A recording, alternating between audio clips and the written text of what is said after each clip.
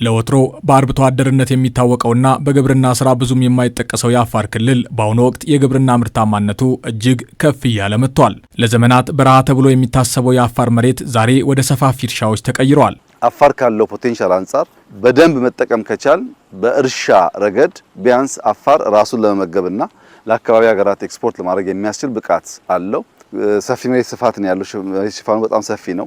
ወደ እርሻነት ከተቀየር ነው እና ከተጠቀምንበት በጣም ለኢትዮጵያ እድገት ለኢትዮጵያ ብልጽግና በእጅጉ የሚጠቅም ከባቢ ሊሆን ይችላል ማለት ነው። ዋናው ነገር መትጋት፣ መስራት፣ አይን ገልጦ ማየት ያስፈልጋል። በክልሉ አሚበራ ወረዳ በአነስተኛ መስኖ የለማው ይህ እርሻ የዚህ ለውጥ አንዱ ማሳያ ሲሆን የአካባቢው አርሶ አደሮች ምርታማ እንዲሆኑ አስችሏቸዋል።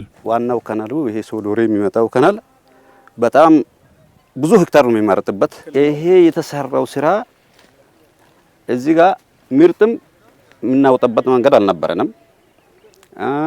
በፊት አንዴ የምናመርተው አሁን ሁለቴ እያመረትን ነው። በፊት በከሞላ ጎደል ግማስ ቢመረት ግማስ ባዶ ነበር፣ ጾም ነበር የሚያድረው። ይሄ በመሰራታችን በጣም ደስ ብሎናል።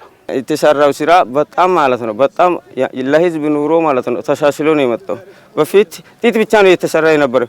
አሁን የተለያየ ስራ ነው እየተሰራ ያለው። ሽንኩርት፣ ቲማቲም፣ ሐብሐብ ሁሉ ነገር ነው አሁን ያገኘ ያለን ማለት ነው። በዝናብ ጥገኛ የሆነ የእርሻ ስራ ውጤታማ ባለመሆኑ የመስኖ መሰረተ ልማት ግንባታ በልዩ ትኩረት እየተሰራበት ይገኛል። እነዚህ መሰረተ ልማቶች በመስኖና ቆላማ አካባቢዎች ሚኒስቴር ስር በሚተገበረው የቆላማ አካባቢዎች የኑሮ ማሻሻያ ፕሮጀክት የሚተገበሩ ሲሆን በአርብቶ አደሩ ማህበረሰብ አካባቢ ከፍተኛ የግብርና ሽግግር እንዲኖር አድርጓል። ህይወትን የሚቀይሩ አጠቃላይ የኑሮ ሁኔታዎችን የሚያሻሽሉ ፕሮጀክቶች በጣም ከፍተኛ ወጪ ወጥቶባቸው እንዲሰሩ በማድረግ ራሳቸው አምራች ሆነው ለራሳቸውም ለሀገርም ለኤክስፖርትም የሚሆን ምርት የሚያመርቱበትን እድል የሚፈጥሩ ፕሮግራሞችና ፕሮጀክቶች ተቀርጸው የቆላማ አካባቢዎች ኑሮ ማሻሻያ ፕሮግራም በሚኒስቴር መስሪያ ቤቱ እየተሰሩ ቆይተዋል። በቆላማ አካባቢዎች ኑሮ ማሻሻያ ፕሮጀክት አማካኝነት በወረዳው በተሰራ አነስተኛ መስኖ ግድብ አሁን ላይ 1000 ሄክታር መሬት እየለማ ይገኛል። ይህም አርሶ አደሮች በአመት 3 ጊዜ እንዲያመርቱና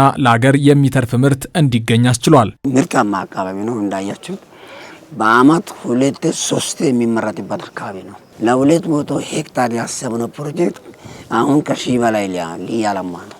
ከ1000 በላይ ሄክታር እያለማ ነው። ሶስት የመጀመሪያው ፕሮጀክት ከተጀመረ በኋላ የመጀመሪያው ዙር ምርት ሰብስቧል እና 1000 ሄክታር ማልማት ማለት ቀላል አይደለም። ለአፋር ለአርብቶ አደር ለከፊል አርብቶ አደር ትልቅ ለውጥ ነው።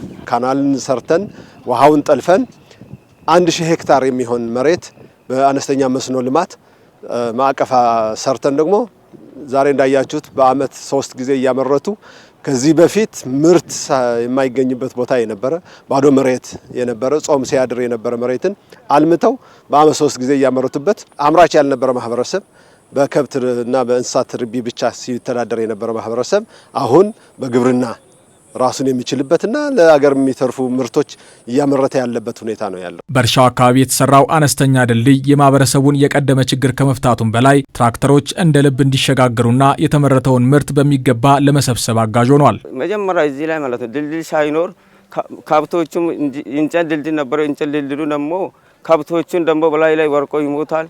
ህዝባቸውም እየሰበረ ነው። አሁን ኃይለኛ ይሄ ድልድይ ከተሰራ በኋላ ምርቱም 3 ዙር እየተሰራ ነው ያለው።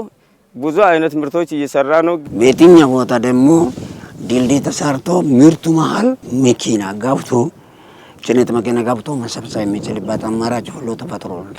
ያለ ምንም ስጋት መሀል ገብቶ ማለት ነው። በአፋር ክልል እየተተገበረ ያለው ፕሮጀክቱ የክልሉ አርብቶ አደሮች ከቦታ ቦታ መንቀሳቀሳቸውን በመቀነስ በአንድ አካባቢ ተረጋግተው እንዲኖሩና ወደ ከፊል አርብቶ አደርነት የህይወት ዘይቤ እንዲሸጋገሩ ትልቅ መሰረት የጣለ ነው።